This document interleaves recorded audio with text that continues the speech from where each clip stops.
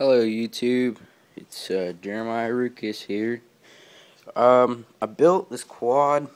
It's a custom CBR 600, 99 CBR 600. Sorry, my phone's like super close. I'm trying to back up a lot, but it won't start. I don't know why. So I was wondering if y'all could help me out. I'm only 14. I built this by myself. I mean, it's a big wow. I mean, it's pretty surprising. But I got the battery hooked up. Well, I mean, it's just a regular battery because I haven't bought a super crank yet for this. But I checked all the fuses. They all seem to be good. When I turn it on, I get this. I don't know if you heard that. And then it clicks. And then it makes a big pop in the battery, sort of. Well, it actually...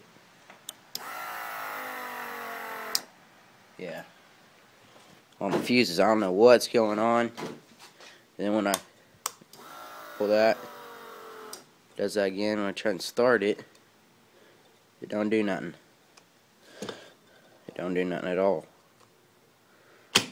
So, if y'all could just help me out, that'd be great. Thanks.